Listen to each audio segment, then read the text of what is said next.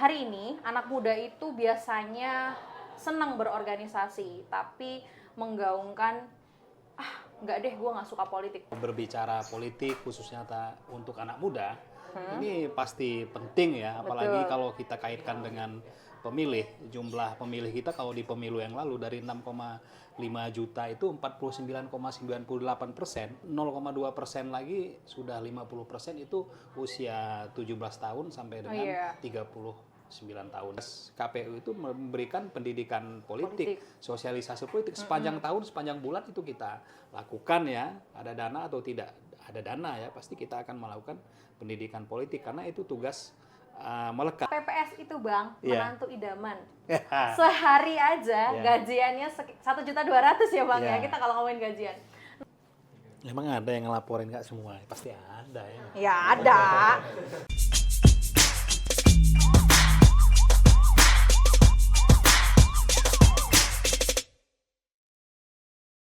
Halo Sekelitik, selamat sore semuanya, kembali lagi di podcast Ciao Politik episode ketiga bersama saya Detri Mandavik dan juga Bang Erwan Bustami SHMH. Beliau ini adalah Ketua KPU Provinsi Lampung. Jadi Bang, sore hari ini kita bakal ngobrol-ngobrol banyak yang jelas tentang politik, khususnya di Provinsi Lampung. Jadi kalau di podcast Ciao Politik ini, kita punya tagline, politik itu penting atau politik itu something. Nah, ini bakal kita buka dan kita bahas lebih panjang bersama Ketua KPU yang jelas KPU hari ini adalah sebagai wadah penyelenggara pemilihan umum, betul ya Bang ya? Yeah. Oke, selamat sore Bang Erwan. Sore, Assalamualaikum warahmatullahi wabarakatuh. Waalaikumsalam warahmatullahi wabarakatuh. Selamat sore Abang, apa kabarnya? Alhamdulillah sehat. Bang, kita tuh pernah ketemu sebelumnya di acara politik juga. Waktu itu kita ketemu di Sekolah Demokrasi Perempuan. Oh iya. Abang masih ingat gak? Masih. Oke, nah jadi mungkin dari situ saya juga belajar dan termotivasi bahwasannya ternyata pendidikan politik itu penting sekelitik. Kenapa hari ini anak muda itu biasanya senang berorganisasi, tapi menggaungkan nggak deh, gue nggak suka politik. Padahalnya dari organisasi itu mereka sebenarnya sudah berpolitik. Kita kehidupan sehari-hari juga berpolitik, betul kan Bang? Benar. Oke, jadi sebagai Ketua KPU Provinsi Lampung hari ini Bang, apa nih yang mau jadi pembuka kita sore hari ini? Ya, jadi pertama tentu podcast ini luar biasa ya, apalagi Lampung ini kan followernya cukup banyak. Salah satunya saya. Nah, jadi kalau berbicara politik khususnya untuk anak muda, ini pasti penting ya, apalagi kalau kita kaitkan dengan pemilih. Jumlah pemilih kita kalau di pemilu yang lalu dari 6,5 juta itu 49,98%, 0,2% lagi sudah 50% itu usia 17 tahun sampai dengan 39 tahun. Jadi usia produktif ya? Cukup banyak ya. Dan saya yakin tentu follower Lampung banyak di usia-usia itu. Oke. Karena kita ngomongin followers, ngomongin umur, karena saya juga termasuk ke dalam itu gitu Bang. Saya termasuk ke dalam Gen Z bukan, tapi milenial akhir atau malah Gen Z awal ya gitu. Nah, kita mau nanya, sebenarnya apa sih Bang peran KPU dalam pilkada sebagai penyelenggara? Mungkin sekelitik juga sedikit yang tahu gitu. Taunya ya KPU tuh ya bagian yang nyoblos-nyoblos KPU lah gitu. Bagian yang lain tuh kita nggak tahu siapa gitu. Jadi sejauh ini seperti apa Bang? Jadi KPU itu kan sebuah lembaga penyelenggara pemilu ya, diatur di pasal 22E Undang-Undang 1945 bahwa pemilihan umum itu dilaksanakan oleh Komisi Pemilihan Umum yang bersifat nasional, tetap dan mandiri. Betul. Nah, KPU itu di daerah ada namanya KPU Provinsi. KPU Provinsi ini salah satu tugasnya dalam pelaksanaan pilkada itu melaksanakan tahapan pemilihan kepala daerah. Nah, di tahun 2024 ini kita melaksanakan pemilihan kepala daerah serentak nasional ya, untuk memilih gubernur, bupati, dan wali kota. Jadi tugas KPU daerah itu dari merencanakan kebutuhan anggaran untuk penyelenggaraan pilkada ya, dan proses tahapan-tahapan di seluruh tahapan sampai dengan pemungutan penghitungan ya, dan penetapan calon terpilih itu tugas wewenang KPU yang dilaksanakan sepanjang tahapan penyelenggaraan pilkada kita begitu. Iya, kan kalau misalnya di 2024 ini pemilu udah lewat gitu ya Pak ya. yang mau kita songsong adalah pilkada di bulan November. Kita sudah melaksanakan, nggak menyongsong. Oh iya, Tahapan udah berjalan. kita sudah Ya. melaksanakan ya, oke. Ya. Nah, mungkin tuh apa ya? Banyak banget Bang pertanyaan, termasuk saya waktu itu juga saya bertanya, KPU sebagai penyelenggara gitu, itu kan kerjanya 5 tahun sekali ya. 5 tahun sekali ini kan 1 tahunnya itu adalah 1 tahun politik. Nah 4 tahunnya ngapain Bang KPU ini? ya. Apakah nganggur atau ngapain gitu? Ya, jadi memang priorisasi KPU itu kan komisioner ya, pimpinan itu kan 5 tahun ya. Tetapi kan kita ada jajaran sekretariat ya yang terdiri dari ASN ya, PNS itu dipimpin oleh, kalau di provinsi itu sekretaris KPU provinsi di eselon 2 ya, dibantu oleh eselon 3 kabak-kabak dan para kasubag dan jajaran sekretariat. Jadi personilnya cukup banyak. Jadi pimpinan memang per 5 tahun. Tapi KPU itu lembaganya nggak 5 tahunan sekali, hanya pimpinannya yang per 5 tahun periodisasinya.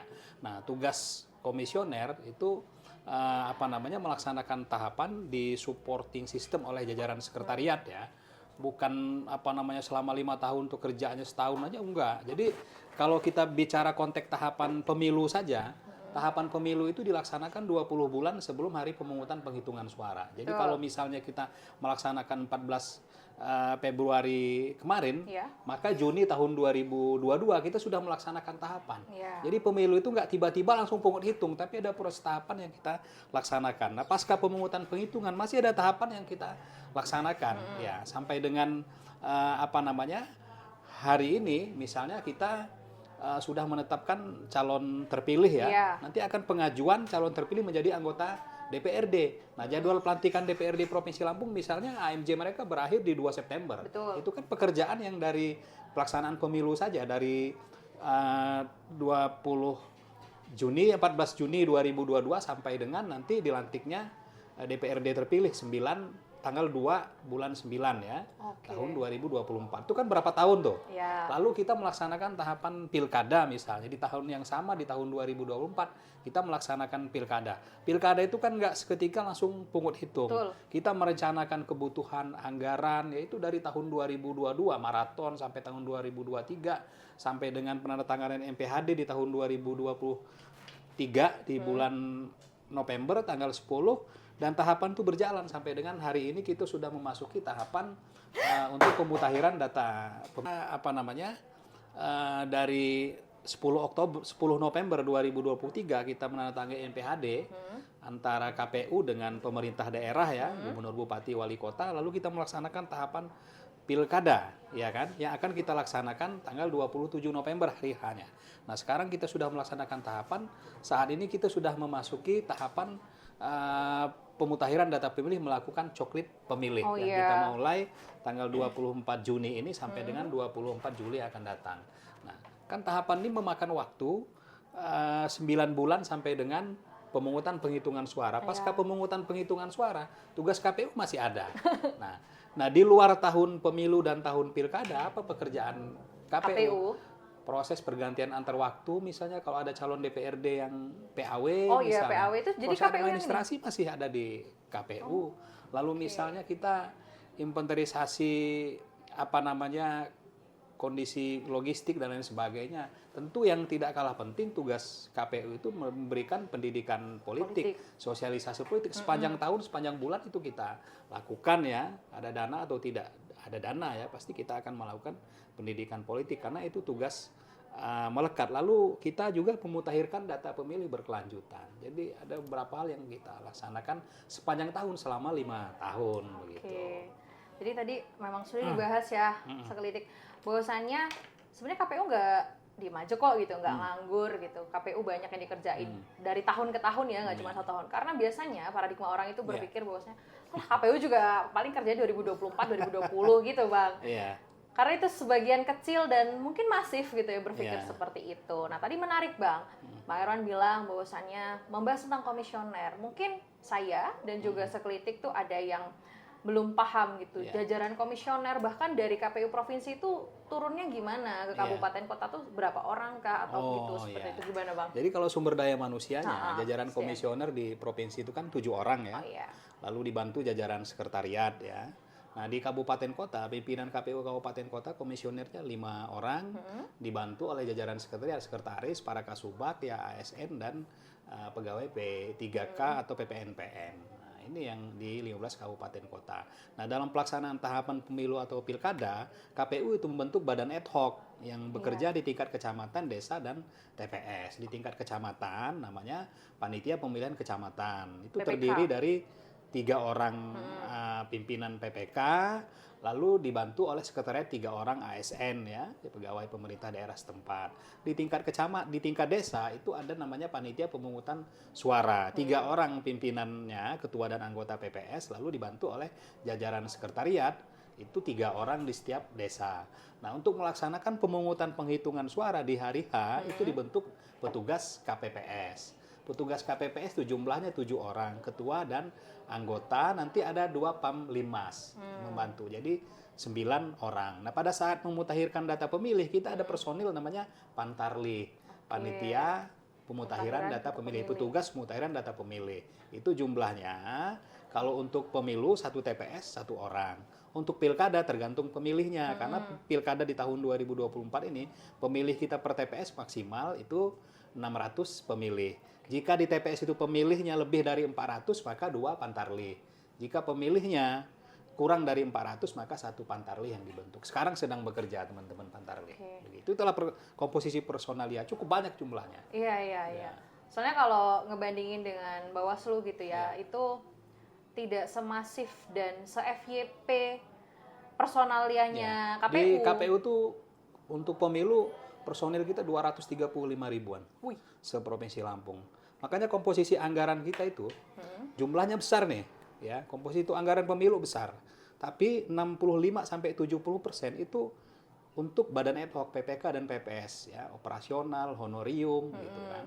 Itu dananya di bawah gitu. Pemiliknya banyak. Iya. Ratusan ribu personil. Teman-teman ingat gak sih kita pernah FYP KPPS itu Bang, menantu idaman.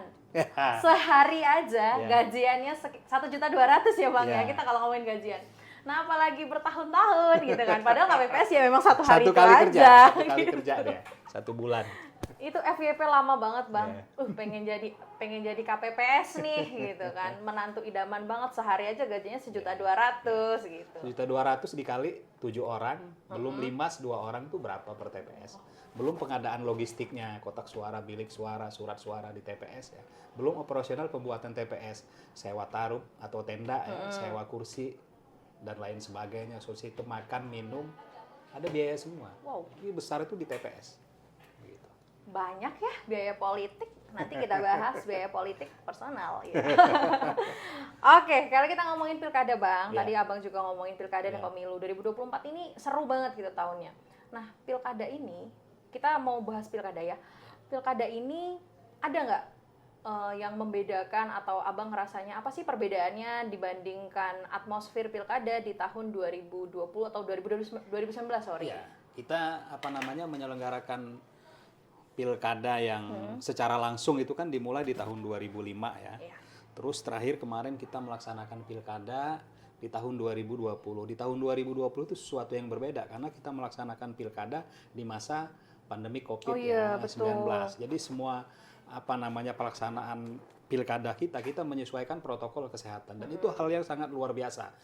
Bersyukur ya bagi saya dan teman-teman yang bisa menyelenggarakan pilkada di tengah-tengah pandemi COVID dan kita bisa sukses ya. Dari seluruh proses tahapan, regulasi yang beriringan dengan pelaksanaan tahapan, lalu misalnya kita melaksanakan tahapan itu dikhawatirkan partisipasi akan anjlok, ternyata partisipasi pemilih kita di tahun 2020 73,44 ya, se-Provinsi Lampung di 8 kabupaten kota. Nah, sekarang kita dihadapkan dengan pelaksanaan pilkada yang tahunnya sama dengan pemilu tahun 2024. Tentu ini menjadi beban kerja yang bukan mudah ya di tahun yang bersama. Kita setelah melaksanakan pemilu tanpa jeda ya langsung melaksanakan tahapan pilkada. Nah, pilkada kita di tahun 2024 ini berbeda dengan pilkada sebelumnya.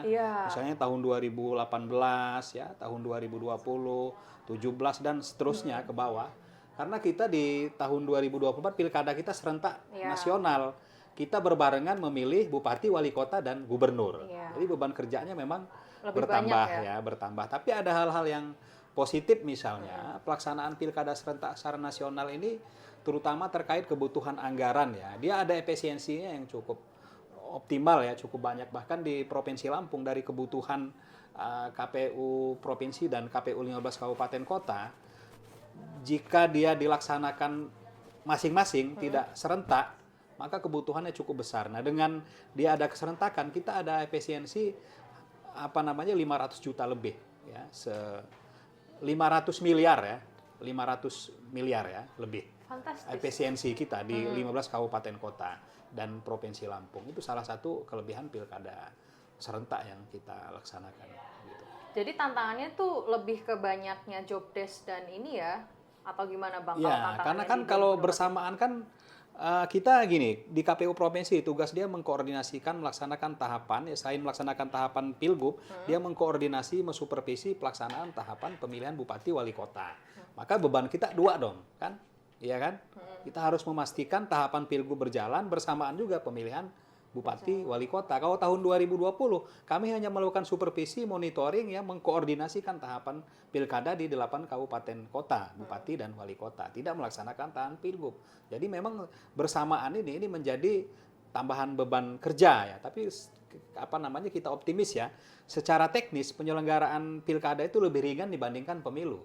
Pemilu kita melaksanakan 5 jenis surat suara untuk dilaksanakan pungut hitung di saat bersamaan begitu. Lebih ringan dibandingkan dengan pemilu.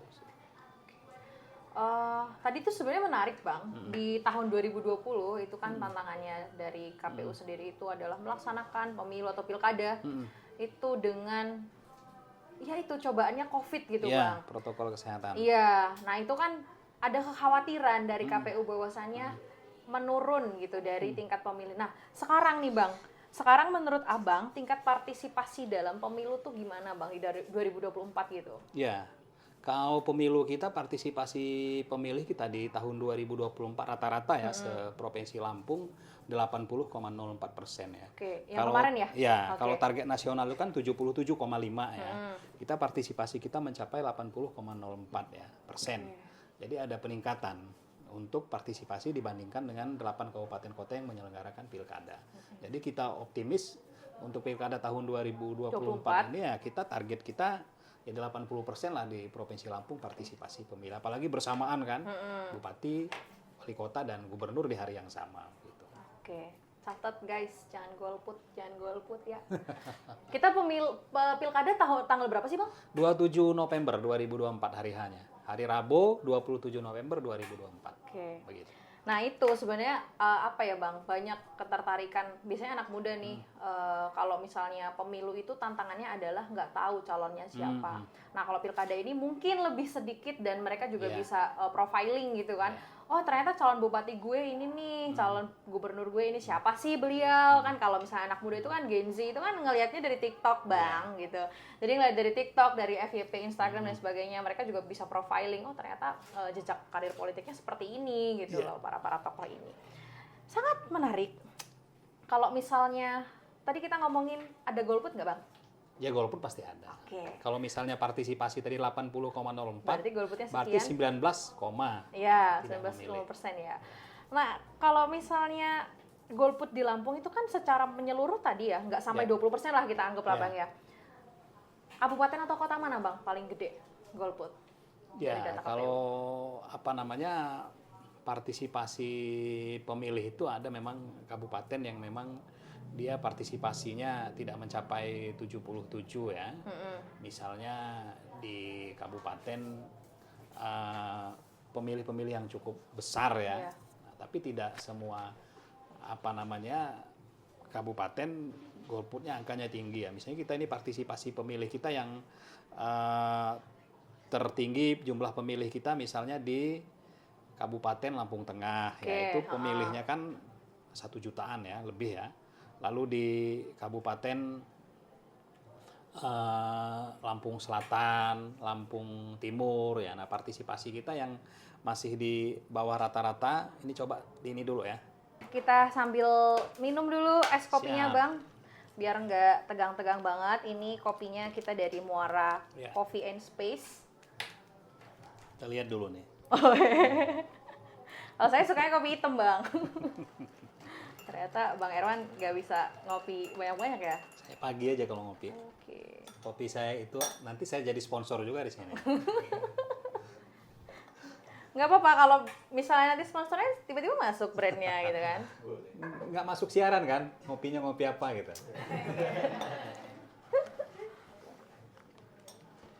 Oke, Ya. menarik Ya, sekali. partisipasi tadi ya. Iya. Jadi sebenarnya tadi aku bahas di data ya. Tadi kan partisipasi Iya. berarti kan sekitar 80 sekian persen gitu. Berarti kan ada tingkat golput nih Bang. Tingkat golput berarti sekitar 19 atau ya anggaplah kita di Iya. under 20%. Nah, menurut KPU analisanya golput ini kenapa gitu loh. Iya. Terus daerah mana sih Bang gitu yang golputnya itu paling banyak dan paling rendah se-8 kabupaten kota Iya. ini? Jadi memang pendataan pemilih kita itu kan de jure ya, berdasarkan alamat yang tertera di KTP elektronik ya, atau identitas lain yang diakui ya. Nah, jadi kita tidak mendata pemilih di mana yang bersangkutan berdomisili. Nah, kenapa ada pemilih yang golput ya pada saat pemungutan perhitungan suara? Mungkin yang pertama ada keengganan yang bersangkutan ke TPS itu yang pertama ya. Betul. Yang kedua, ada kemungkinan pemilih ini pada saat pemungutan penghitungan suara ya itu tidak berada di tempat ya. Padahal sebenarnya dalam keadaan tertentu itu ada fasilitas pindah memilih misalnya. Misalnya teman-teman mahasiswa, pelajar, dia bisa pindah memilih dari daerah ke Bandar Lampung dengan keadaan alasan tertentu. Tapi ada yang memang tidak mau mengurus. Males, kan begitu. lebih kayak mager gitu kan. Mager. Gengsi itu. Nah, yang ketiga, pemilih yang kita data di DPT kita karena KTP-nya ada di Provinsi Lampung, ternyata dia misalnya merantau di luar daerah. Di luar Lampung Di gitu luar ya? Lampung, misalnya ya di Pulau Jawa atau di Pulau Kalimantan, Sulawesi. Kalau pemilih luar negeri enggak, karena di sana pasti didata. Dan nggak mungkin ganda, karena ada sinkronisasi data pemilih luar negeri dengan pemilih dalam negeri. Tapi kalau misalnya pemilih DPT di Provinsi Lampung pada saat pemungutan suara dia merantau kerja di luar daerah, ya itu nggak bisa kita pungkiri, pasti ada ya. Nah, kalau kita lihat dari data partisipasi pemilih target nasional kan 77,5. Nah, partisipasi kita rata-rata 80,04. Mencapai berarti ya? Ya, jadi ada 2 kabupaten memang yang partisipasinya masih di bawah 77. Pertama di Kota Bandar Lampung ya.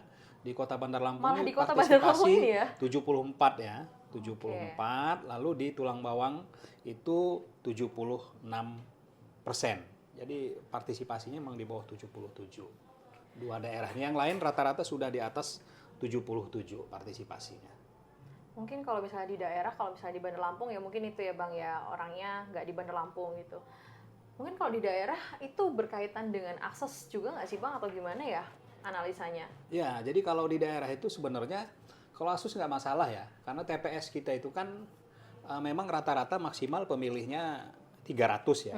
Tapi dalam pemetaan TPS kita, pendataan pemilih kita, tidak semua TPS itu jumlah pemilihnya 300. Ada yang misalnya di bawah 300 karena memperhatikan situasi geografis di daerah, misalnya daerah pegunungan, perbukitan misalnya kan, kayak di Tanggamus misalnya yang di ujung gunung kan jauh dengan desa induk misalnya pemilihnya di sana, maka TPS di sana dibuatkan atau misalnya desa-desa kantong begitu. Jadi seolah nggak ada masalah terkait jarak tempuh pemilih ke TPS seperti itu. Sebenarnya balik lagi berarti ya ke individunya ini mau milih nggak sih gitu. Tapi sebenarnya mengajak untuk memilih itu selain kewajiban KPU ya, mengajak masyarakat untuk berpartisipasi karena ini penting kan. Betul. Nah, juga kewajiban peserta pemilu, pemerintah daerah dan masyarakat itu sendiri. Begitu. Kalau kita ngomongin pendidikan politik untuk mengangkat partisipasi politik itu kan ya mungkin benar dari kata Bang Erwan gitu bahwasannya itu tuh sebenarnya bukannya tugas KPU doang gitu loh, tapi tugasnya kita semua bahwa kesadaran politik itu balik lagi ke individu gitu. Nah, tapi sekarang saya mau nanya nih Bang, kalau misalnya KPU tadi kan dengan angka golput sekian, terus analisanya seperti itu, dari KPU sendiri itu untuk meningkatkan gitu Bang, peningkatan untuk kesadaran pendidikan politiknya itu sejauh mana gitu dan sampai mana sih gitu loh. siapa aja targetnya yang Iya. disasar gitu Bang? Jadi memang sosialisasi kita itu kan berbagai macam cara yang kita lakukan ya, termasuk di sana juga ada partisipasi pemerintah dan masyarakat ya, baik secara perorangan atau kelembagaan. Nah, kalau partisipasi secara perorangan kelembagaan seperti pada sore hari ini Lampung Geh ini kan berpartisipasi dalam rangka sosialisasi itu kan. Iya, ini sosialisasi pendidikan Ya, politik. itu kan salah satu cara ya. Betul. Nah, dan itu ada diatur itu di PKPU 9 tahun 2022 tentang partisipasi pemilih. Nah, selain itu KPU tentu melakukan segala macam upaya ya untuk melakukan sosialisasi, pertemuan secara langsung melalui pelapon media sosial KPU, karena kita menyadari betul untuk menyentuh seluruh masyarakat secara langsung itu kan nggak mungkin. Betul. Nah, maka kita menggunakan semua strategi, memetakan kelompok-kelompok pemilih perempuan, pinggiran, misalnya pemula, kan itu kan kita petakan untuk mendapat sasaran. Tapi sebenarnya sosialisasi KPU yang paling optimal masif itu kan yang kita mengoptimalisasi sumber daya manusia. Misalnya petugas KPPS kita. Sebelum pemungutan penghitungan suara kan menyampaikan C pemberitahuan untuk memilih. Betul. Ke rumah-rumah itu kan, Iya. ini Pak, C pemberitahuan nanti memilih. Itu bentuk sosialisasi, mengajak untuk memilih. Sebenarnya masyarakat sudah tersentuh semua, kan begitu. Nah, tinggal bagaimana sebenarnya menambah keyakinan pemilih untuk memilih itu kan selain tadi KPU, peserta pemilu itu lebih optimal karena pengantin juga loh. Oh iya. Kan?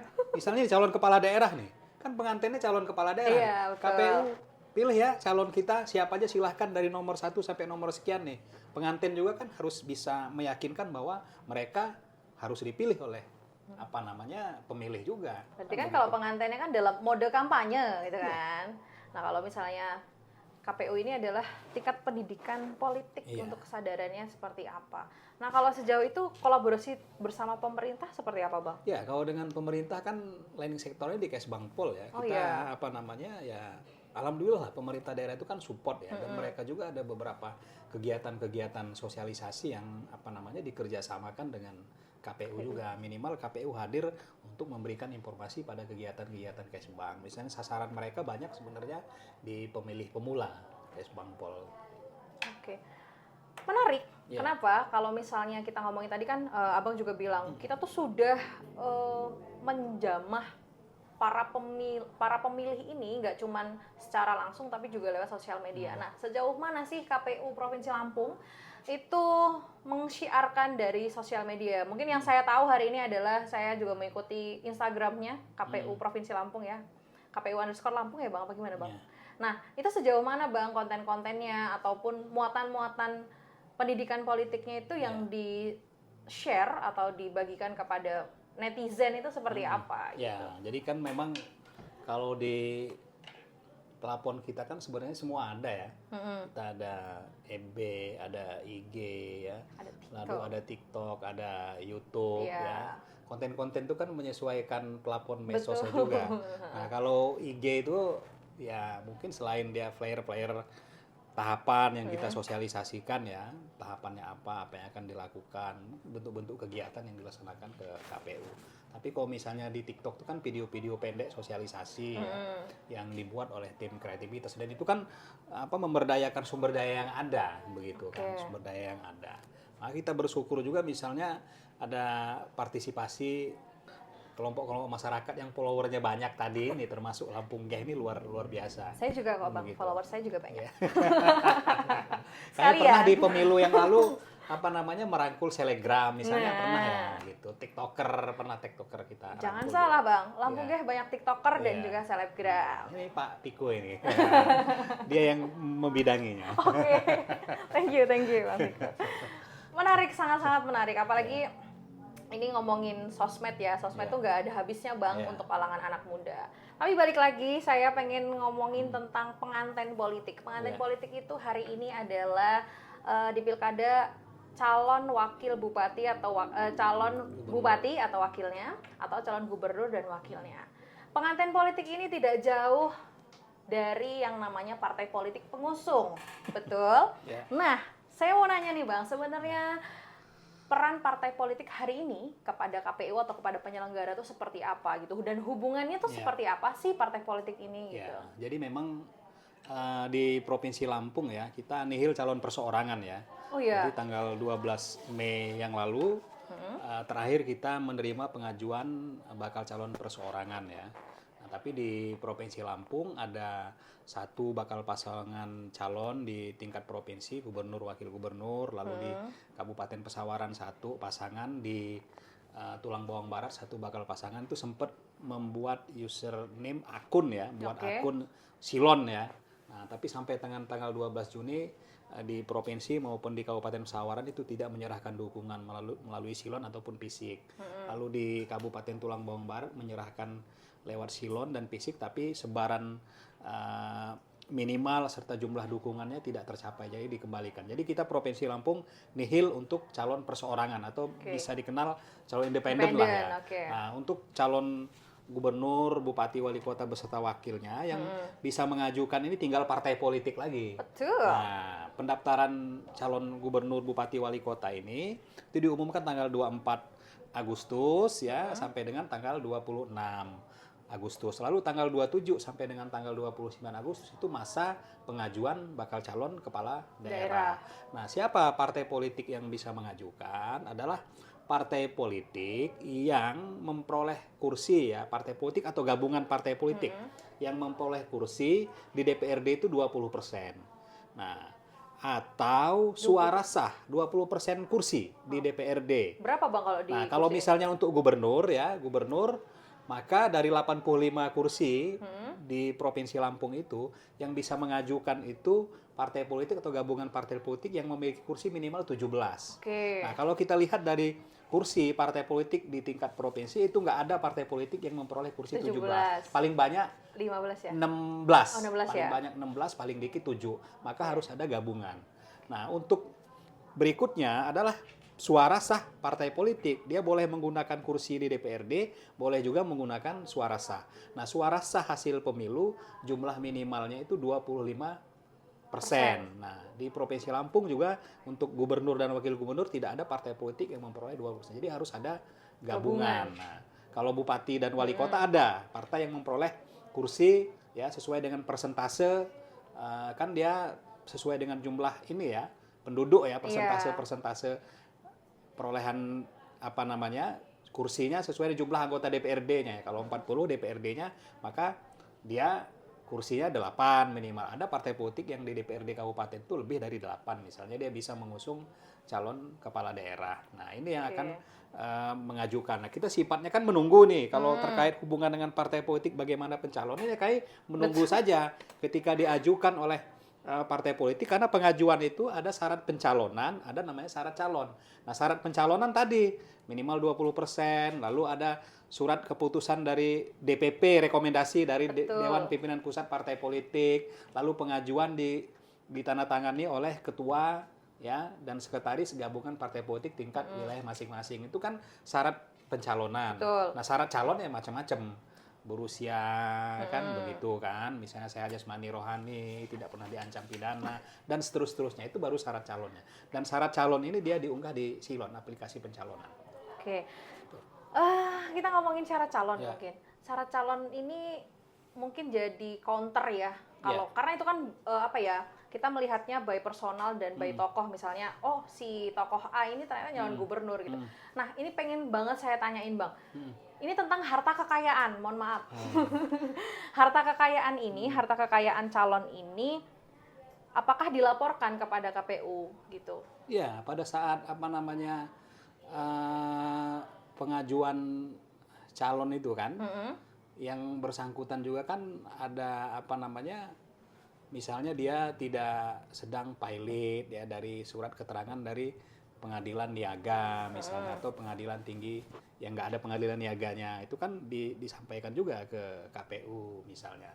Sudah itu laporan harta kekayaan, itu kan ada tanda terima pengajuan itu berapa jumlah harta kekayaan, itu kan disampaikan juga ke KPU seperti itu. Jadi kan kadang tuh kita ngelihat ya Bang ya, nih si tokoh A ini ternyata kaya raya banget gitu. Biasanya itu kan dipampang ya Bang di sosmed dengan harta kekayaan misalnya 1,3 M atau 2,3 M. Masa sekaya itu duitnya cuma 2,3 miliar gitu. Mungkin netizen dan sekelitik tuh berpikir ini ada imbuhan atau pengurangan ya gitu. Apakah itu juga menjadi apa ya? Kalau saya ngomongnya, apakah penyelenggara itu juga ikut serta dalam itu gitu? Kalau laporan harta kekayaan itu kan privasi ya, Betul. pribadi masing-masing, KPU tidak masuk ke sana. Cuma sebagai syarat ya, calon. Ya. Pada saat yang bersangkutan sudah menjadi peserta pilkada, ya, nanti kan akan ada masa kampanye. Betul. Nah, yang bersangkutan itu melaporkan dana awal kampanye, laporan awal dana kampanye, ada rekening khusus dana kampanye, begitu sampai dengan nanti selesai masa kampanye. Nah, laporan dana kampanye peserta pemilu nanti akan diaudit oleh lembaga audit independen, kan seperti itu. Nah, terkait dengan sumber pembiayaannya dari mana, apakah dari pribadi yang bersangkutan atau sumbangan dari perorangan atau sumbangan dari swasta gitu atau partai politik pengusung, itu kan nanti dilaporkan. Seperti itu. Sangat-sangat menarik ya kalau ngomongin duit ini ternyata. Oke. Ya. Jadi sebenarnya harta kekayaan para calon kepala daerah ini sangat menarik gitu Bang. Nah, sebenarnya KPU juga ngurusin nggak sih kalau misalnya caleg-caleg yang kemarin-kemarin gitu Bang? Atau ada keputusan apa? Ada. Jadi memang di pasal 52 ya, PKPU 6 tahun 2024 tentang penetapan perolehan suara partai dan calon terpilih ya, itu calon terpilih itu wajib menyerahkan LHKPN ya. Betul. Kepada KPU paling lambat 21 hari sebelum pelantikan. Nah, jika calon terpilih tidak menyerahkan LHKPN kepada KPU, bukti pelaporannya, maka KPU tidak mencantumkan nama yang bersangkutan untuk diusulkan di pelantikan sebagai anggota DPRD terpilih. Nah, tidak menutup kemungkinan nanti peraturan KPU tentang penetapan calon terpilih ya, tidak menutup kemungkinan, tapi kebijakannya kan di KPU RI. Iya. Bisa jadi mengakomodir surat edaran KPK nomor 5 tersebut begitu. Ini kan dalam rangka apa namanya? Membangun trust kepercayaan ya masyarakat kepada pemimpin ya. Pemimpin-pemimpin yang terpilih. Kalau untuk legislatif itu sudah ada. Dan apa namanya? KPU kami sudah menyampaikan surat langsung kepada partai politik ya. Nanti tanggal 4 kami dalamin lagi, kami akan undang stakeholder terkait termasuk partai politik ya terkait dengan LHKPN ini. Gitu. Jadi kami juga serius ini melaksanakan PKPU ini gitu. Kalau kita nunggu dari KPU RI, apa enggak Lampungnya kayaknya harus ngundang KPU RI jadi narasumber di sini. Karena kan kalau KPU itu pembuat regulasi itu ada di KPU RI. Jadi betul. kalau kami di daerah ini sebagai implementator, begitu, pelaksana ya peraturan KPU, surat edaran ya dan lain sebagainya. Oke. Sangat menarik dan juga sangat apa ya Bang ya, sangat memberikan wawasan banyak gitu ke kita juga yang nggak tahu. Saya juga nggak tahu kalau misalnya LHKPN-nya para caleg terpilih ini harus dilaporkan dan sebagainya. Ternyata hari ini kita tahu gitu loh sekelitik. Nah, mungkin hari ini sekarang saatnya kita segmennya ini membahas tentang isu. Yang paling hangat adalah isu dari KPU di Provinsi Lampung ini adalah KPU Kota Bandar Lampung.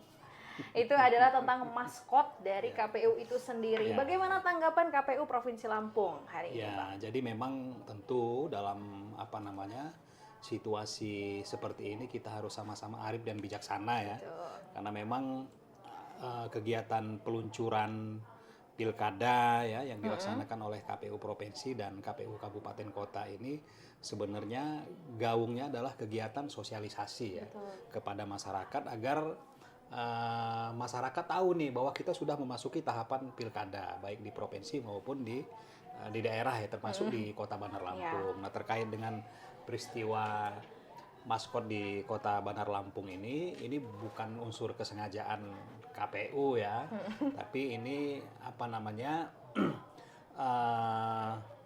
pelaksanaan kegiatan sosialisasi yang tentu keinginannya melibatkan partisipasi masyarakat. Jadi memang untuk maskot, jingle di KPU Kabupaten Kota dan Provinsi itu kan diumumkan kepada masyarakat siapa yang akan mengikuti sayembara ya, atau kompetisi ya. Nah, itu kan diikuti oleh banyak peserta. Jadi setelah diikuti banyak peserta tentu ada apa namanya tim juri ya, juri independen Iya. misalnya yang dibentuk oleh KPU setempat, lalu juri independen merekomendasikan kepada KPU, KPU memplenokan, memutuskan, menetapkan maskot. Nah, KPU Kota tentu sudah kami minta untuk mengambil langkah-langkah ya, misalnya menyampaikan permohonan maaf secara terbuka kepada masyarakat adat Kota Bandar Lampung, menemui tokoh-tokoh masyarakat adat, dan KPU Kota sudah memutuskan maskot ini sudah tidak ada lagi di Kota Dihilangkan Bandar, ya, dihilangkan di Kota intinya. Bandar Lampung. Ya mudah-mudahan tentu kita semua bisa punya perspektif yang sama ya. Tentu kita ingin menyukseskan pilkada bukan hanya di Kota Bandar Lampung dan di provinsi. Mudah-mudahan kita semua bisa menerima ya, dan KPU tentu memohon maaf ya kepada masyarakat adat atas ketidakpekaannya ya terhadap situasi terutama maskot di Kota Bandar Lampung seperti itu. Oke, sangat ternyata kasusnya juga sudah kita coba win-win solusinya seperti apa gitu. Karena kan ini beririsan dengan adat tuh juga yang hal yang riskan gitu. Ini masih tentang pelanggaran ya Bang ya. Mungkin di pemilu 2024 kemarin itu tuh ada beberapa pelanggaran yang sempat juga masuk ke dalam berita ataupun ke kuping-kupingnya netizen gitu, ke mata-matanya netizen juga. Bahwasannya gimana sih kalau misalnya ada suap menyuap antar elemen di KPU ataupun di penyelenggaraan Bawaslu lah misalnya, di Bawaslu dan juga di KPU ini terjadi suap menyuap gitu Bang. Ini sebagai penyelenggara tuh apa ya, kalau misalnya di pilkada mungkin kita melihat calonnya tidak semasif pemilu gitu kan, kalau calon legislatif itu sangat banyak gitu. Nah itu respon dari Bang Erwan sendiri seperti apa? Ya, kalau bisa dibuktikan ini kan pelanggaran ya. Jadi memang yang sudah berproses itu kan ada penyelenggara Badan di tingkat kecamatan yang sudah diberhentikan secara etik ya. Nah mungkin nanti ada yang sedang berproses di DKPP ya. Nah kami tentu sebagai KPU provinsi terus melakukan supervisi ya terhadap laporan-laporan masyarakat ya kepada KPU. Sebenarnya dalam proses pemungutan penghitungan suara dan rekapitulasi ya kita menjamin kemudian suara pemilih ya. Banyak setelah pemungutan penghitungan suara, rekapitulasi di tingkat kecamatan itu kan secara teknis kita sudah mengeluarkan C hasil plano yang berukuran besar, yang itu tentu bukan C yang kecil lagi salinan, yang besar ya, sebagai master perolehan suara itu yang direkap. Lalu ada dilakukan di tingkat kecamatan atas rekomendasi Bawaslu ya, atau supervisi di atasnya melakukan penghitungan ulang surat suara itu ada. Di tingkat kabupaten pun dilaksanakan misalnya rekapitulasi ulang di tingkat kecamatan, diperbaiki kesalahan dan kekeliruan. Sebenarnya kita sudah punya komitmen besar ya untuk menjaga suara pemilih. Nah kalau misalnya ada pelanggaran-pelanggaran seandainya tadi ya transaksional, ya silakan saja dilaporkan kan begitu. Karena ada arena konflik dalam pemilu atau pilkada itu kan pertama misalnya pelanggaran tata cara prosedur administrasi itu di Bawaslu misalnya. Misalnya ada pelanggaran terkait dengan perolehan suara, penetapan perolehan ada Mahkamah Konstitusi misalnya. Misalnya tindak pidana pemilu itu ada Gakumdu ya, ada Bawaslu, ada Kejaksaan, ada Kepolisian, ya kan. Lalu misalnya jika ada sengketa antara penyelenggara pemilu dengan peserta atau peserta pemerintahan itu bisa ke Bawaslu. Jadi empat varian ini kan ada prosedurnya masing-masing begitu. Jadi kalau terjadi pelanggaran transaksional nih, kita langsung spesifik saja, misalnya tadi kita bahas adalah suap menyuap itu. Sebagai masyarakat awam, saya harus ngelaporinnya kemana? Ke KPU dulu atau Bawaslu dulu gitu? Ya, ke KPU di tingkatan atasnya bisa. Kami kan ada pengawasan internal tuh. Yang ada indikasi-indikasi KPU provinsi sudah panggil semua kok. Ya. Catat sekelitik, jangan takut. Yang ada indikasi-indikasi laporan itu badan ad hoc, kita panggil KPU Kabupaten. KPU Kabupaten misalnya ada oknum, udah kami panggil. Itu ada pengawasan internal yang kami lakukan kan begitu.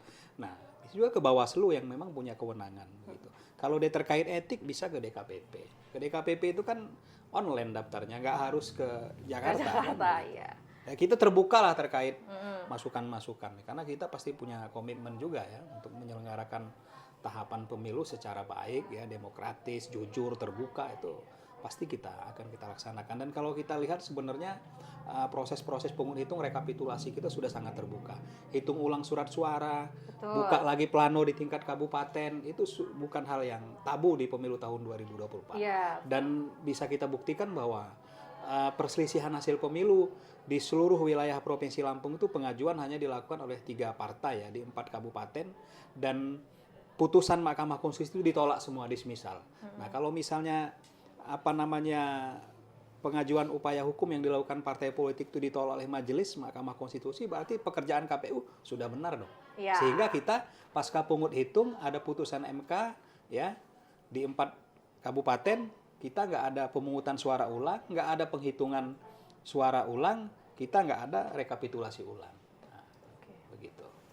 Kalau ngomongin itu sebenarnya saya juga mengikuti dan mengikuti proses di mana data online-nya KPU itu ternyata juga sama kok gitu di lapangan gitu. Iya. Tapi yang buat saya menarik hari ini adalah masalah PSU, Bang. Di pemilu 2024 kemarin itu ada beberapa Ada 6 TPS PSU kita di Lampung. ya laporan bahwasannya PSU ini kan pasti kan ada apa ya namanya? Penyebabnya. Betul, ada penyebabnya. Salah satu penyebab yang kita baca sebagai media itu bahwasannya sudah ada surat suara yang tercoblos di Kota Bandar Lampung itu di Kota Bandar Lampung. Nah, pelanggaran ini kan masuk ke pelanggaran sudah penyelenggaraan sebagainya. Nah, itu bagaimana KPU Provinsi Lampung melihat Jadi case ini? itu kan kami dapat laporan jam 10 pagi ya. Ya. Kita koordinasikan dengan KPU Kota Bandar Lampung agar segera ke lapangan dan dihentikan proses pemungutan penghitungan suara. Jadi secara tata cara prosedur pemungutan penghitungan suara, KPU sudah menghentikan pemungutan penghitungan suara. Oke. Ya kan? Karena ada surat suara yang dicoblos. Dihentikan dan hasil perolehan surat suara yang dicoblos itu tidak digunakan dalam penghitungan atau rekapitulasi. Jadi suara ini hilang. Maka KPU memutuskan atas rekomendasi Bawaslu itu pemungutan suara ulang. Jadi tidak ada calon yang dirugikan di TPS ini ya, karena yang digunakan adalah hasil pemungutan suara ulang yang dilaksanakan 10 hari kemudian pasca tanggal 14 Februari. Itu yang pertama secara administrasi dan prosedur ya. Yang kedua itu menjadi temuan Bawaslu dan sudah diproses ya. Nah, terkait dengan misalnya etik, KPU sudah memberhentikan KPPS. Pemungut hitung diberhentikan dan KPPS tidak digunakan lagi. Itu kan KPU melalui PPS ya, PPS yang memberhentikan, direkrut petugas KPPS yang baru. Tapi tindak pidana dan lain sebagainya itu kewenangan Gakumdu dan prosesnya ada di sana seperti itu. Paham. Oh iya, Bang. Kalau misalnya PSU gitu, itu KPPS-nya tuh dapat tambahan ini nggak sih? Gaji tambahan atau gitu nggak sih? Enggak. Oh, enggak. Oh, saya kira nih, Bang. Kalau misalnya kita ada PSU nih di beberapa TPS gitu. Nah, ini kan kerjanya 2 kali ya jatuhnya si KPPS ini kan. Lelahnya juga 2 kali. Saya pikir tuh masih ada tambahan insentif atau bonus dari PSU-nya gitu, Bang.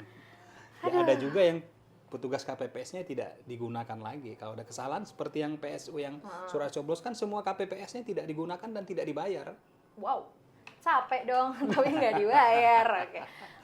Ya seru sih Jadi sebenarnya. dia dibayarkan untuk yang melaksanakan PSU. Gitu. Oke. Sebenarnya ini seru guys, tapi kalau ini sebenarnya bukan pelanggaran ya Bang ya.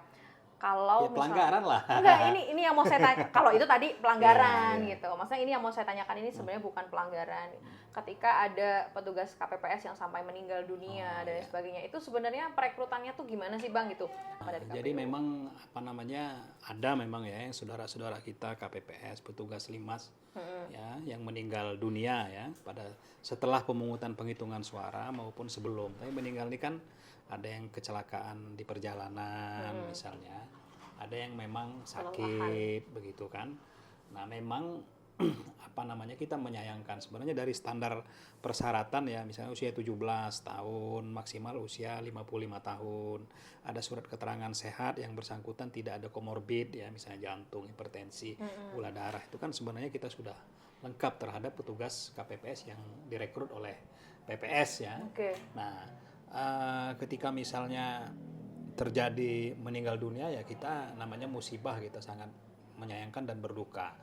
Nah, terkait dengan beban kerja di TPS, sebenarnya secara teknis pemungutan penghitungan suara, beban kerjanya sebenarnya kalau pungut hitung tetap mulai ya jam 7 sampai dengan pukul 13 ya.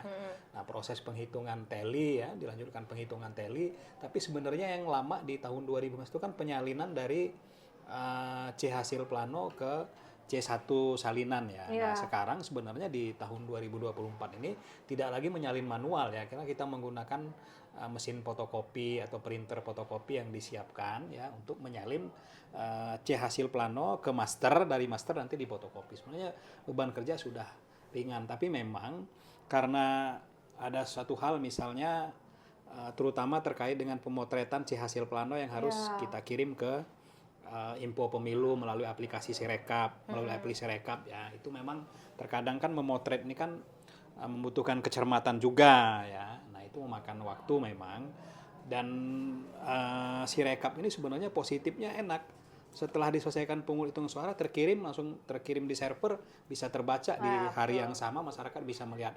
Kalau misalnya ada ria-ria kesalahan, kalau nggak dipublikasi mana tahu tuh masyarakat kalau ada salah baca misalnya aplikasi ya, dan itu kan langsung diperbaiki semuanya. Nah, ini yang mungkin yang menjadi tambahan kerja teman-teman KPPS. Nah, kalau misalnya ada kecelakaan kerja meninggal dunia, KPU memang sudah menyiapkan santunan ya. Santunan untuk kematian itu jumlahnya 36 juta, lalu untuk biaya pemakaman 10 juta, jadi 46 juta. Dan itu sudah disampaikan semua ya. Dan termasuk saya juga ada beberapa KPPS yang ikut hadir langsung menyerahkan santunan kepada keluarga ahli waris yang bersangkutan. Nah, mudah-mudahan saudara kita yang meninggal dunia ini husnul khotimah ya, bisa ditempatkan di tempat yang terbaik di sisi Allah. Tentu kami sangat berduka ya terkait peristiwa ini. Dan juga terima kasih atas jasanya gitu ya, sudah mengikuti. Ya, mudah-mudahan jadi amal jariah. Ya, amin. Oke, itu tadi tentang petugas KPPS.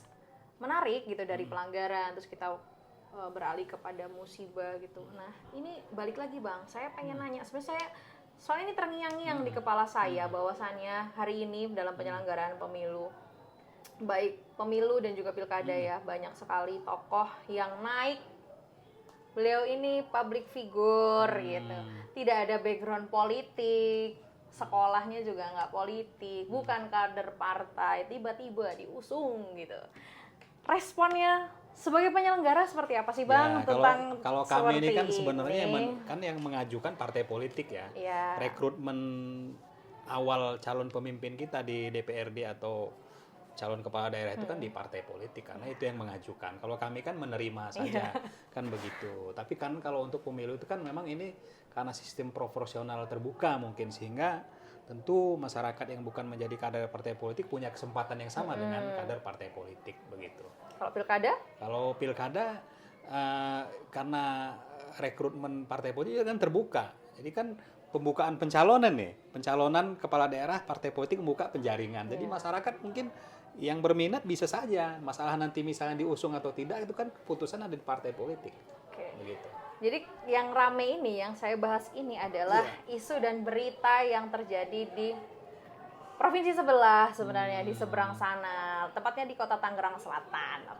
Nah kalau di Lampung sebenarnya ada Bang gitu, ada public figure yang muncul menjadi calon kepala daerah itu di daerah ya Lampung agak sanaan tengah dikit lah gitu. Mesti Abang tahu lah gitu. Nah, itu kan kita pengen tahu nih responnya seperti apa sih, ternyata kembali lagi ke partai politik. Itu ya. Karena rekrut awalnya itu di partai politik. Ini sangat seru banget obrolannya, ternyata tidak terasa sudah mau 1 jam kita ngobrol. Nah ini di segmen terakhir kita Bang, segmen sebelum terakhir. Jadi kita ada namanya segmen This or That. Kita mulai di segmen This or That. Jadi nanti Bang Erwan wajib menjawab secara cepat dan spontan, gitu. Itu maksimal 5 detik. Pertanyaannya ada 5. Abang harus wajib memilih, tidak boleh nggak mau jawab gitu. Nggak boleh. Nah nanti di akhir Abang boleh memberikan penjelasan kenapa sih memilih itu gitu. Kalau misalnya itu jawabannya agak terjurang. Kalau nggak dijelasin juga nggak masalah kan? Udah siap Bang? Pertanyaan pertama di segmen This or That. Waikanan atau Bandar Lampung? Waikanan. KPU atau Bawaslu? KPU. Oke, KPU. Pertanyaan kedua sudah cepet banget jawab. Yang ketiga adalah susah mana mencegah golput atau mencegah anggota terjerat suap menyuap dengan calon kepala daerah? Mencegah golput. Oke. Pertanyaan keempat, enak jadi komisioner atau jadi dosen? Komisioner. Jadi komisioner. Dan pertanyaan terakhir, Dewa 19 atau slang? Dewa 19. Oke. Nge-lag dikit nggak ngaruh. Jadi di segmen disorderednya sudah Bang Erwan jawab dengan closing Dewa 19. Saya juga suka Bang. Ya. Saya juga suka Dewa 19 dan lagu-lagunya. Mungkin di obrolan kita sore hari ini, monggo dipersilahkan kepada Bang Erwan untuk memberikan closing statement terkait penyelenggaraan pemilu dan juga khususnya pilkada di 2024 untuk Provinsi Lampung hari ini. Ya, jadi netizen ya. Nah, netizen Sekelitik. Sekelitik ya. Ya, sekelik politik. Ya, jadi sekelitik sekalian yang berbahagia. 6 bulan lagi kita akan menuju pemungutan penghitungan suara ya untuk memilih gubernur, bupati, wali kota beserta wakilnya. Nah, saat ini yang tahapan yang sangat krusial dan penting dan melibatkan seluruh pemilih adalah coklit pemilih ya. Nah, jadi tunggu petugas Pantarlih kami yang memakai topi, atribut dan ID card Pantarlih datang ke rumah-rumah untuk mencocokkan daftar pemilih dengan identitas Bapak Ibu sekalian ya.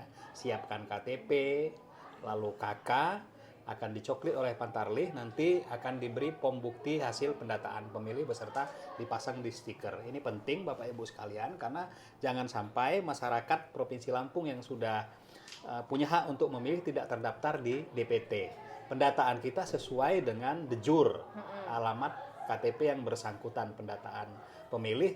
Yang pasti tentu pilih pemimpin kita ya, siapapun calonnya, pilih yang terbaik karena ini untuk menentukan masa depan 5 tahun Provinsi Lampung dan 15 kabupaten kota se-Provinsi Lampung.